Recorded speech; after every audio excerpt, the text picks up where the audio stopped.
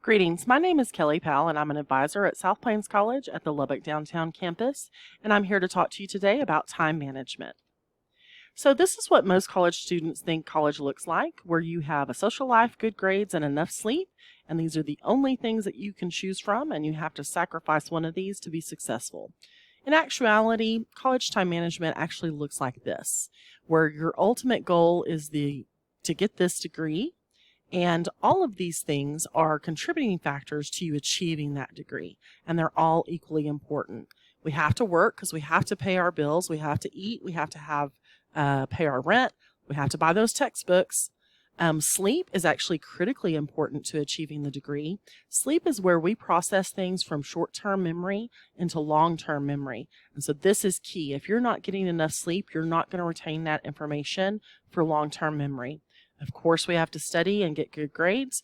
We also have to maintain relationships with family and friends because usually this is the reason we're trying to get that degree. We're trying to improve ourselves so that we can take care of ourselves, take care of our family, that type of thing. And of course, we have to maintain our health and wellness because if we're getting sick all the time, we're not going to be able to go to school. We're not going to be able to be successful because it's taking away from time that we need to do our clinicals, to do our coursework, and that type of thing.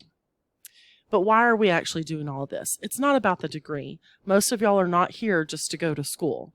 We're actually here for a bigger reason. And the bigger reason has to do with achieving life goals. And life goals could be you want to provide for yourself and for your family. It could be something like you want to make a difference in your community.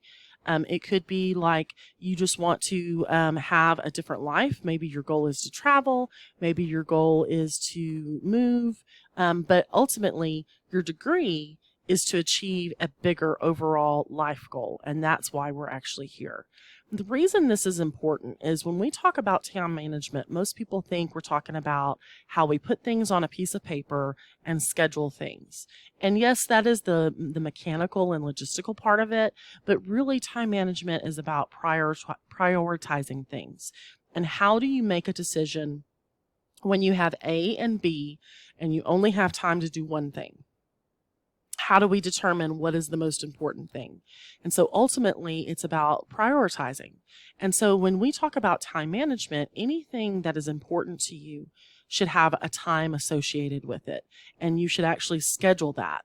A lot of people use to-do list, and I'm a to-do list person. I like to have my little list and I like to mark it off. Okay. Part of that is because you get a sense of pleasure, you get positive reinforcement when we can put that line through the list. And in fact, this is one of the things I've got going on right now. See, right? I got my little lines through the list because I'm like, I get to put a line through the list. The problem with this is if we don't also have a schedule where we've actually planned what we need to do, we get so focused on marking off that list that we can get distracted on, I'm going to do the things I can mark off, because that gives us a positive reinforcement that we're actually not focusing on the important things. We're focusing on the things that are easy to mark off, okay? So when we schedule things, when we put a time associated with it, we're actually budgeting our time. It's just like money. When we focus on creating a budget and money management, we ask people to track where they spend their money for 2 weeks so that you can determine, are you in alignment with what you say is important? Are you spending your money on the things that are truly important to you? Time management is the same thing. Are you spending your time on the things that you say are important to you? Okay. If you want to see what's important, look at how you spend your time. Not everything can be important all the time. So at some point, you're going to have several things that are calling for your attention, and you're going to have to determine which one do I have to have time to do on this day, on this week, whatever the case may be. And so what I usually say is look back at what your lifetime goal is, okay? That big circle, what is your life goal? And so we're going to look at this from the perspective of someone who their life goal is to provide for their family. That's what their big circle is. But then we have to break it down. How are we going to get to that life goal? Well, I've determined that I'm going to get to that by becoming a nurse because they can find jobs almost anywhere and have a good salary. Okay. Well, okay. So how are you going to become a nurse? I have to graduate from an RN program. Well, how do I do that? I have to get into an RN program. Well, how am I going to do that? Well, this semester I've determined I have to make an A or a B in Biology 2401, which is anatomy and physiology. So that means this week I have to make an A on the test that I have that's coming up. Okay. So this week, everything that's kind of driving my decision making as far as time is passing this test in this particular class. So when I'm faced with things that I need to do, what activity is the most critical to my lifetime goal, which is actually this exam, study, sleep, or going out with my friends that miss me and have not seen me in a while, I have to look at it as, for this week, these two things, study time and sleep, because again, sleep is where I process short-term memory to long-term memory, and I got to remember what I need to remember for this test. These two things are the things I need to focus on. Next week, I can do this so that I can reward myself and keep motivated for the rest of the semester. But for this week, I have to do these two things. So that's how we kind of prioritize things. Now we get into the logistics of how do we actually do the mechanics of creating a schedule. So creating a schedule, I have some apps at the end of this presentation. We're going to talk about kind of a paper pencil kind of version, but you can do the same thing with the apps. Every semester, I get excited because I want to go to Office Depot and I'm going to buy myself a planner, and I want it to have monthly and weekly views, and I want it to have tabs, and I'm very picky. And then I go to see how much it costs, and they're like 30 or 40 bucks. And I'm like, no, sir, I'm too cheap. That's not going to happen. I'm not going to spend that kind of money on it. Okay. And so what I normally end up usually doing is getting one of the free ones. Guess what? The library hands these out usually at the beginning of the semester, and it's free, and students can get these as well, and it does have a monthly and a weekly view, by the way. So because I am not going to spend $30 or $40, I'll get one of these from the library, or one of the various other freebies that they have. We also have on our website these 2 pages that you can print, and you can print these. These are weekly views, and punch holes in them and put them in a binder. And the reason I say this is getting a planner together does not have to be expensive. You don't have to spend 30 or 40 bucks. You could print these and put them in a binder. You can get a freebie from like the library or your bank or whatever it is that you can get one from. Okay. So how are we going to use this? Okay. So first, you're going to take your syllabus for every class. And you're going to take that and you're going to write down, your class times every single day. When does your class meet? Okay. What time? You're going to take that syllabus for every single class, and you're going to go through and write down your big assignments, quizzes, test, paper for the whole semester. Okay. In your planner. You're going to write down, when do you work? Do you work 5 to 10? Do you work 8 to 12? Every single day. Okay. For every week, whole semester. And then you're going to write other important things. When do you pick up your kids? Do you have to trade off your car with somebody else in the house, like your parents? What other things are important? Okay. Do you have other obligations? Do you have volunteer hours that you do, meetings that you have to go to, that type of thing. So we're going to put all those big blocks in on your calendar. Okay. We put the big things in first. Then you have to think about, what are the other things that are vitally important to you? And these are the things that we have to do so that we can maintain this marathon that we're on. Because you cannot complete a 2-year degree if we sacrifice things like our physical wellness and feeding your emotional and spiritual side and things like that. So we have to plan things like, when do you work out? When do you sleep? When do you eat? You put it on the schedule. If it's important, you put time on it. Sure, you schedule them. Then, after we've got those big chunks in there, we start looking for, where can we carve out study time? Where can we carve out time for studying? Okay.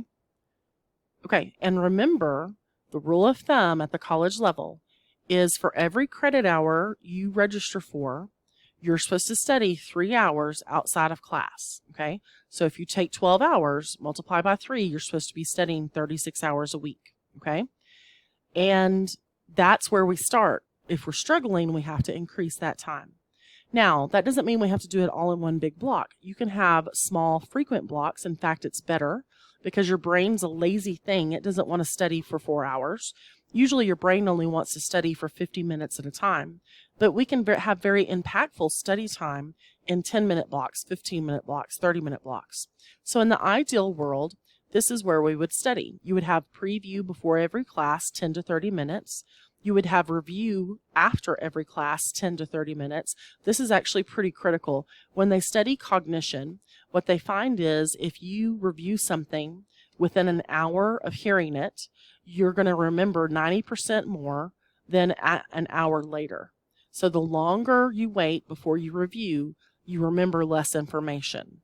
So if we can review immediately, review your notes, listen to a recorded lecture, study with a group, you're going to remember more information.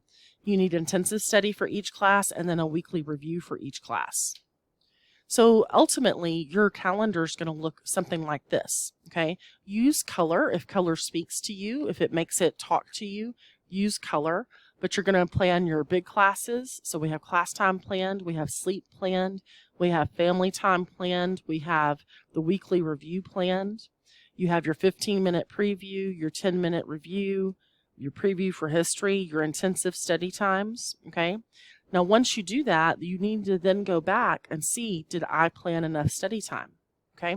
One thing to point out, this person here has their weekly review on a big old block on Saturday. Now, this may be the only way you can do this. If you're working and have kids and your Monday through Friday is kind of blocked, you might have to have Saturday all day long be study time. Here's a tip. Your brain does not want to sit there and study for 8 hours, okay? Set a kitchen timer, study for 50 minutes, 50, okay? And then set another timer for 15 minutes. 15 minutes, you're not going to study. You're going to get up, you're going to move. You're going to do something that makes you physically active, even if it's just moving around, because you need to get your heart rate up because we need to get blood to the brain, okay? Blood to the brain is oxygen to the brain, and that's what we need for that brain to fire.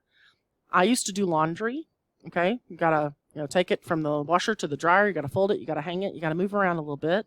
Also, it has to get done, right? You could play with a dog. You could walk around the block. You could, make some tea. Do something that makes you a little bit physically active. When that timer goes off, go back and do another 50-minute block of study, okay? 15-minute break, okay? If that's what you have to do. But you also don't want to wait until only Saturday to study. Your brain wants frequency, so every day you need to be studying, okay? Monday, Tuesday, Wednesday, Thursday.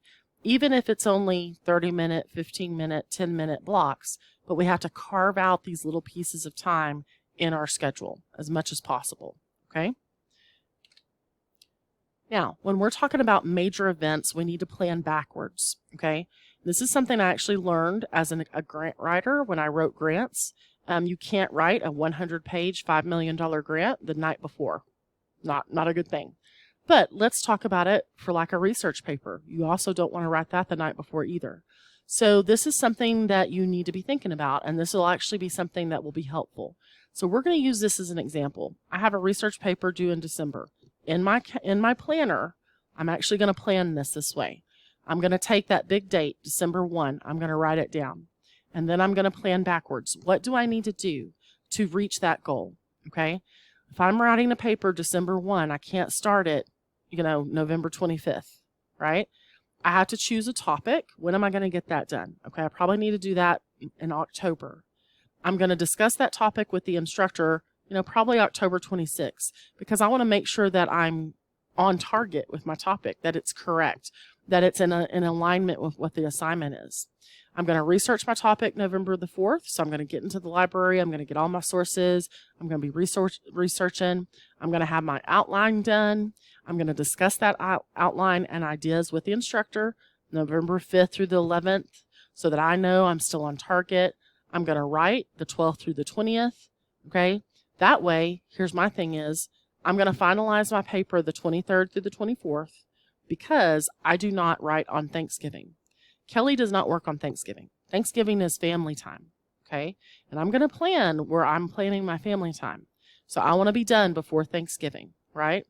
So that way I am rewarding myself with family time, and I submit my paper on November the 29th, okay? It's not due till the 1st, but I'm going to submit on the 29th because what if my laptop gets stolen out of my car, or I go to upload my paper and the internet doesn't work, I'm going to plan a couple of days of grace just in case something happens. Okay. Another helpful tip: every time you save your document, I would save a new version. So it would be final version 1, final, I write a little bit more, final version 2, I write a little bit more, final version 3, I write a little bit more, final version 4.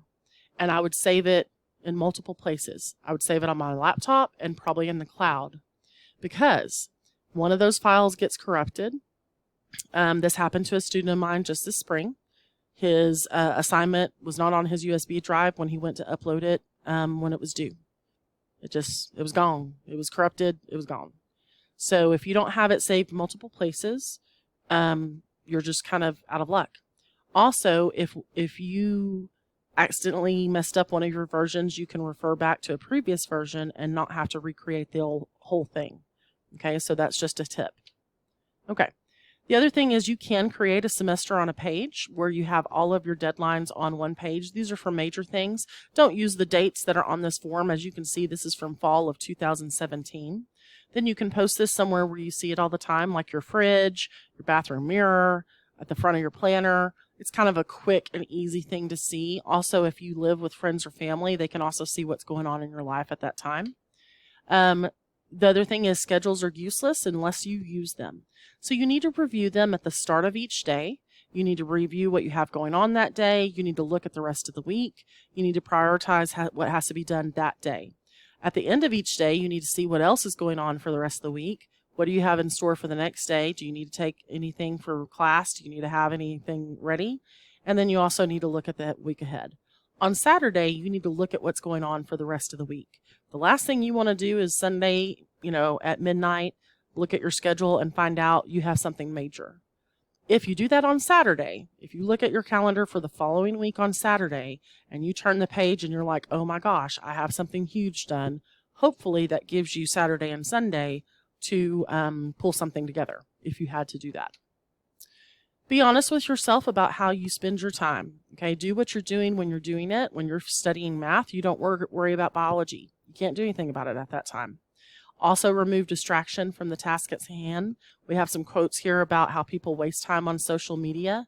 So definitely look at some of that. If we carved out the 4 hours that we spend on our phones each day, that would be enough time for our 36 hours of study time that we need every week. Excuse me. These are some useful apps that you can use. Okay, so you can pause it here if you'd like to get those apps. And these are some student success resources that we have available online. Definitely check out the academic calendar, which is always at the bottom of our homepage. This will tell you all the drop dates that we have, when our breaks are, when you can start registering for the next semester and everything like that. Very important. So definitely check that out. If you do want to do more in-depth time management exploration, you can set an appointment with one of our counselors or advisors. Thank you so much for watching this today. I hope this was helpful, and if you need anything else, please let us know.